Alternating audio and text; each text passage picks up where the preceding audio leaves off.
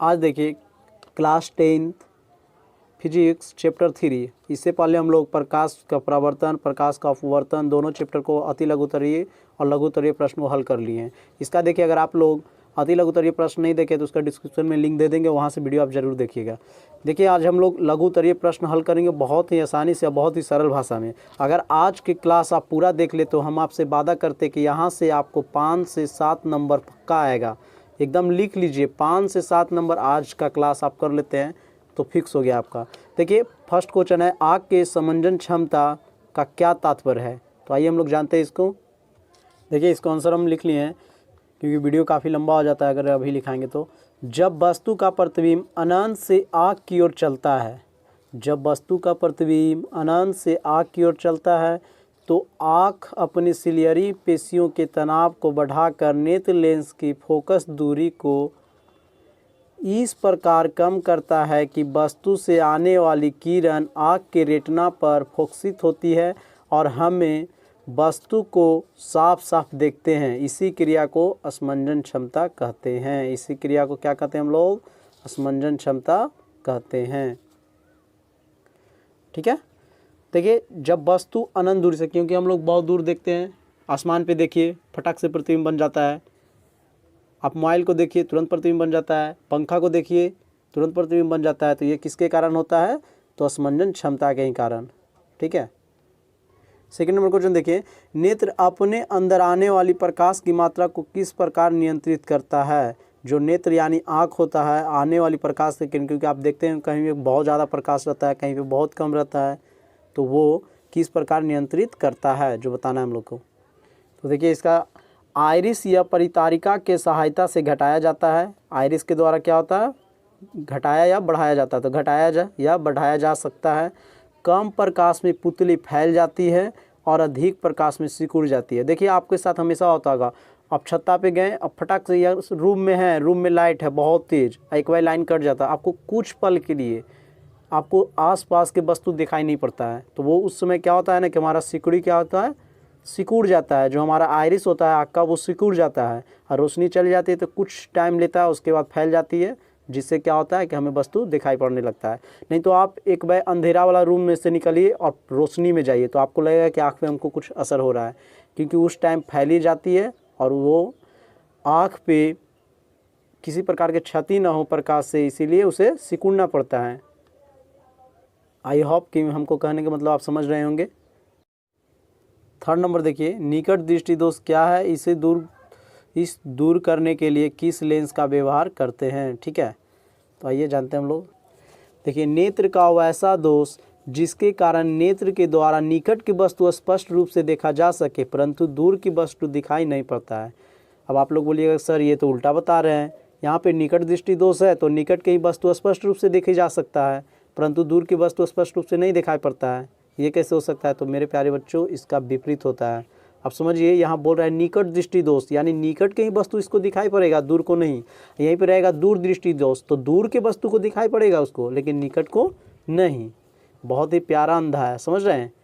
आप देखिए एक बात हम समझाते हैं आपको। अगर आप अपने दोस्त के पास गए भोजन करने के लिए, ठीक है, आप उससे बोले कि कम से कम हमें 4-5 रसगुल्ला दे, कम से कम हमको कितना दे? 4 से 5 रसगुल्ला। तो अगर आपको दोस्त 5 भी देगा तो चलेगा, 4 भी देगा तो चलेगा, 6 भी देगा तो चलेगा, यानी अधिक से अधिक आप चाह रहे हैं, लेकिन क्या बोल रहे हैं? कम से कम। ठीक है, और 4-5 आप मांग में किए हैं, वो आपको 2 को दे दे, तो आप समझिए उससे क्या चीज़ हो जाएगा? रूस जाइएगा। यहीं पे आप बोल दीजिएगा कि अधिक से अधिक भाई साहब हमको 5 ठो दो। अधिक से अधिक यानी कमो दे देगा 4 को तो चलेगा, 6 को लेकिन नहीं देना, नहीं तो तुरंत हो जाएगा यहीं पर झगड़ा। ठीक है, तो चलिए झगड़ा वगड़ा नहीं कीजिएगा। यहाँ समझिए आप कि निकट दृष्टि दोष रहेगा तो निकट के ही वस्तु को स्पष्ट रूप से दिखाई पड़ता है लेकिन दूर को नहीं। इसका देखिए निकट लास्ट में आ रहा है तो निकट से क्या होगा हम लोग का? अवतल। ये बहुत ही ट्रिक काम करता है, आप इसको जरूर याद रखिएगा कि निकट आ रहा है तो अ से अवतल, दूर या दीर्घ तो उसमें क्या होगा? उत्तल लेंस। 4 नंबर देखिए, यदि हम तीव्र प्रकाश से किसी कम प्रकाश वाले कमरे में जाएं तो वहां वस्तुओं को स्पष्ट देखने में कुछ समय क्यों लगता है। अभी हम आपको यही चीज़ समझा रहे थे कि तीव्र प्रकाश में आँख की पुतली सिकुड़ कर छोटी हो जाती है। ठीक है, बहुत ज़्यादा प्रकाश रहता है तो वो सिकुड़ कर छोटी हो जाती है ताकि कोई हमारे क्षति न पहुँचे। कम प्रकाश वाले कमरे के वस्तुओं को देखने के लिए आँख की पुतली को अधिक खुलकर बड़ा होना आवश्यक है। तो पुतली सिकुड़कर छोटी हो जाने के कारण कुछ समय के बाद वह फैलकर अधिक खुल पाती है। ज़्यादा समय नहीं ले पाती है, कुछ समय ही, ठीक है, खुल पाती है। यही कारण है कि तीव्र प्रकाश से कम प्रकाश वाले कमरे में जाने पर वहाँ रखी वस्तुओं को स्पष्ट देखने में कुछ समय लग जाता है। इसका आंसर आप लोग भी बहुत आसानी से लिख सकते हैं, क्योंकि एग्ज़ाम में आप यथासंभव अपने शब्दों में ही लिखना रहता है, ठीक है। तो आप घर पे कम से कम 2 या 3 बार इसको ज़रूर लिखें।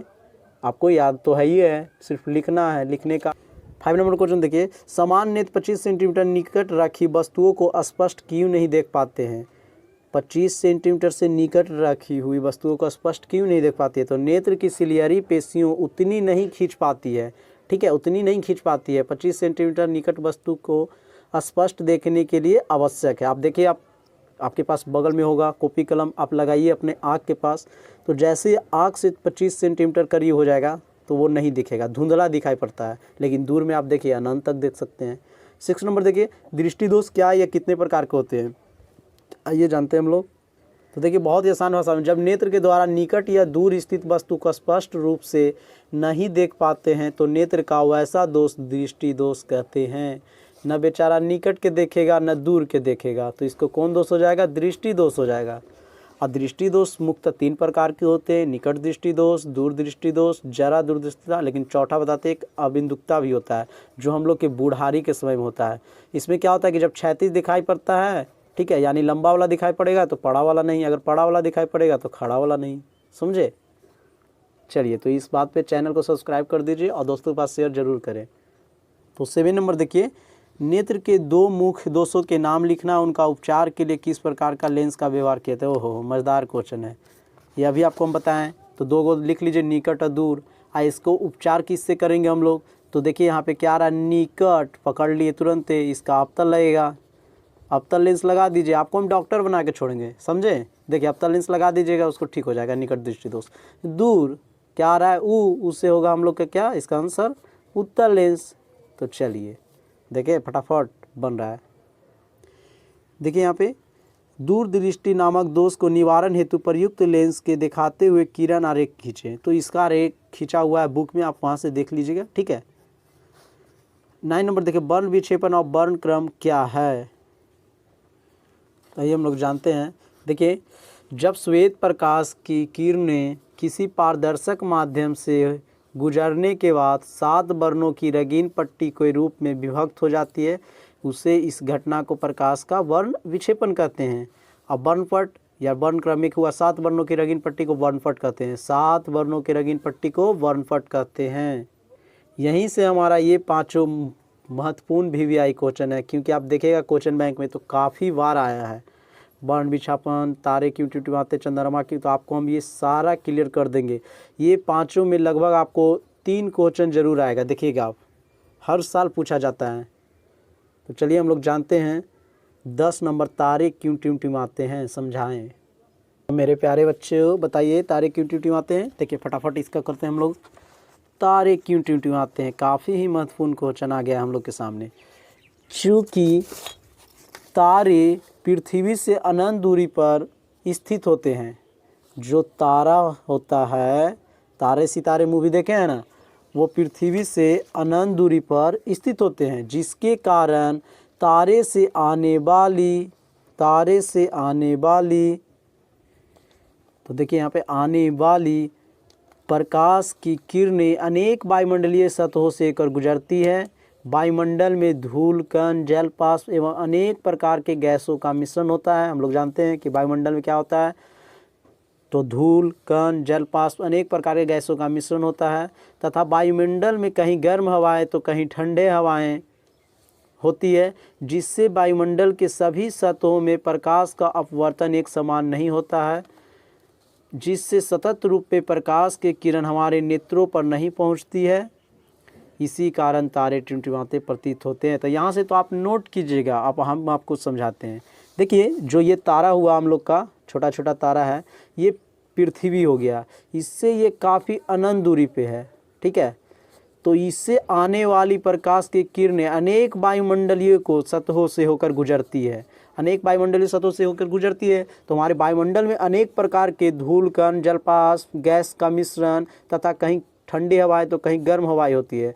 तो जिससे होकर आने वाली प्रकाश की किरण सतत रूप में यानी डायरेक्ट नहीं आ पाती है, रुक रुक कर आती है फिर जाती है। तो इसीलिए लगता है कि तारा क्या हो रहा है, टिमटिमा रहा है, तारे टिमटिमाते हुए प्रतीत होता है।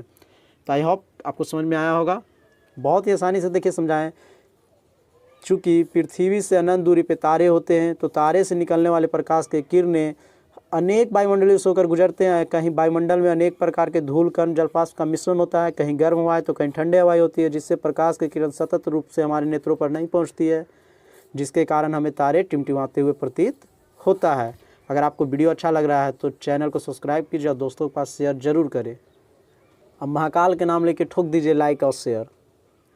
अब हम लोग 11 नंबर देखिए, चंद्रमा और ग्रह टिमटिमाते प्रतीत नहीं होते हैं, क्यों? चंद्रमा है और जो ग्रह है टिमटिमाते हुए प्रतीत नहीं होता है। देखिए आप पढ़िए, लेकिन इंटरेस्ट के साथ पढ़िए, बहुत ही जल्दी सीखेगा। तो चलिए हम लोग इसको भी जान लेते हैं काफ़ी आसानी भाषा में। चंद्रमा और ग्रह तारे के सापेक्ष पृथ्वी के निकट होते हैं।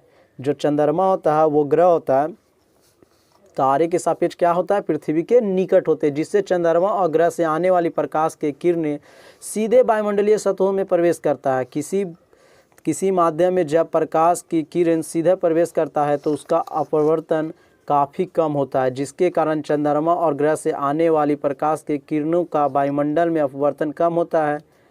इस कारण टिमटिमाते हुए प्रतीत नहीं होते हैं। अब देखिए सिंपल हम बताएं, अभी आपको हम बताए थे कि जो तारा होता है हम लोग का वो पृथ्वी से काफ़ी दूर होता है, लेकिन यहाँ पे क्या किस चीज़ को पढ़ना है हमको, चंद्रमा ग्रह। तो चंद्रमा ग्रह होता है जो पृथ्वी के काफ़ी निकट होता है और जिससे निकलने वाली प्रकाश की किरणें हमारे नेत्रों पे सतत रूप में आती हैं, ठीक है, यानी वायुमंडल में अपवर्तन नहीं होता है। तो जिसके कारण क्या होता है, जब सतत आएगा तो जब पूरा जब आएगा तो वो प्रतीत दिखाई नहीं पड़ता है हमको डायरेक्ट, ठीक है, तो इसीलिए प्रतीत नहीं होता है। चलिए नेक्स्ट क्वेश्चन 12 नंबर देखिए, सूर्योदय के समय सूर्य रक्तताप प्रतीत होता है, क्यों? रक्तताप यानी लाल प्रतीत होता है, यानी दिखता है हम लोग के, क्यों? चलिए देखिए, सूर्योदय और सूर्यास्त के समय सूर्य क्षैतिज पर होता है, क्षैतिज यानी पृथ्वी के तल के सामने, जिससे सूर्य प्रकाश के किरणें लंबी दूरी तय कर पृथ्वी पर पहुंचती है, जिससे लंबी दूरी तय कर पृथ्वी तक पहुंचती है, ठीक है, जिसके कारण वायुमंडल के अनेक सतहों से होकर प्रकाश की किरणें गुजरती है। वायुमंडल में अनेक सतह आपको पता है, वायुमंडल के सभी सतहों का अपतनांक भिन्न भिन्न होता है, जिससे प्रकाश के अधिकांश वर्ण वायुमंडल के प्रकिरणित हो जाता है। केवल लाल वर्ण ही पृथ्वी तक पहुंच पाते हैं, जिसके कारण हमें सूर्य लाल दिखता है। अब इसको भी देखिए हम लोग आसानी से समझते हैं कि जब सूर्य सुबह के समय पृथ्वी के क्षैतिज तल पे होता है सामने, और इससे निकलने वाली प्रकाश के किरणें, तो प्रकाश के किरण निकलता है, बहुत सारा कलर इसमें निकलता है, तो सभी वर्ण लंबी दूरी तय करके आता है। तो सभी वर्ण में आप जानवे करते हैं बयाने पिनाला यानी 7 वर्ण होते हैं। तो 6 वर्णों को प्रकाश के अपवर्तन में ही क्या कर लिया जाता है, अवशोषण कर लिया जाता है, यानी पकड़ के रख लिया जाता है, चल तू हट चल तू हट चल तू हट। सिर्फ कौन वर्ण निकल पाता है, जो लाल होता है, वो बहुत ही तेज होता है और फटाक से निकल जाता है। तो हम लोग को क्या दिखाई पड़ता है सुबह में, रक्तताप, ठीक है, जिसको हम लोग लाल बोलते हैं। तो आसानी भाषा में आप समझ गए। अब 13 नंबर क्वेश्चन से मिलिए, किसी अंतरिक्ष यात्री को आकाश नीले के अपेक्षा काला क्यों प्रतीत होता है? देखिए अंतरिक्ष यात्रा है, कोई जा गया ऊपर, तो आकाश नीला के अपेक्षा उसे काला प्रतीत होने लगा। लो अब जानते हैं यहाँ पे क्या है लॉजिक। तो देखिए जब कोई अंतरिक्ष यात्री पृथ्वी के वायुमंडल के बाहर चला जाता है, पृथ्वी के बाहर चला गया, वायुमंडल के चला जाता है, तो वह अंतरिक्ष के वायु के अनुपस्थिति के कारण प्रकाश के किरणों का प्रकीर्णन नहीं हो पाता है। वायुमंडल रहित अंतरिक्ष में प्रकाश के सभी वर्णों का अवशोषण हो जाता है, जिसके कारण अंतरिक्ष यात्री को आकाश काला दिखाई पड़ता है। तो देखिए आप सिंपल समझिए कि आकाश काला हमें क्यों दिखाई पड़ेगा, क्योंकि वहाँ पे कोई रंग ही नहीं रहता है। जब रंग ही नहीं है तो रंगहीन हो गया, तो वहाँ पे कैसा सिर्फ दिखाई पड़ता है, काला। तो चूँकि पृथ्वी से अगर कोई बाहर चला जाता है अंतरिक्ष पे, तो वहाँ पे सभी वर्ण को अवशोषण कर लिया जाता है, इसीलिए वहाँ पे आकाश अंतरिक्ष व्यक्ति को काला प्रतीत होता है। इतना सारा वीवीआई क्वेश्चन हम एक चैप्टर में नहीं देखे हैं, सच में बता रहे हैं आपको। देखिए इंद्रधनुष भी दिया हुआ है, इंद्रधनुष की व्याख्या करें प्रकाश के बर्न विक्षेपण से, आप क्या समझते हैं? चलिए इसको भी फटाफट फोड़ ही देते हैं हम लोग। देखिए ये पहले से ऑलरेडी वीवीआई किया हुआ है, क्योंकि ये हर साल आता है। पृथ्वी के वायुमंडल में अनेक प्रकार के धूल कण एवं गैसों का मिश्रण है। जब बारिश होती है तो वहाँ धूल कण पर अवस्थित वायुमंडल में धूल कण एवं गैसों पर निलंबित हो जाते हैं, ठीक है। जब प्रकाश की किरण उस बारिश के बूंदे पर पड़ती है तो प्रिज्म के भांति कार्य करने लगता है, जैसे प्रिज्म 7 रंगों को वर्णों को दिखाई दिलाता है, वैसे ही बारिश के बूंदे पर पड़ते हैं तो वह अर्धचंद्राकार दिखाई पड़ता है, उसे हम इंद्रधनुष कहते हैं। आप देखिए जिसको सूर्य बोलते होंगे हम लोग, क्या इसको बोलते हैं, एक हाँ रेनबो अंग्रेजी में इसको बोला जाता है। जब बारिश होता है तो देखते होंगे बादल में इस प्रकार के रहता है, धनुष टाइप के, और वो 7 कलर में रहता है, ठीक है। तो वह सिंपल समझिए कि पृथ्वी के वायुमंडल में अनेक प्रकार के धूल कण एवं गैसों का मिश्रण होता है। जब बारिश होती है तो अवस्थित वायुमंडल में धूल कण एवं गैसों पर निलंबित हो जाते हैं।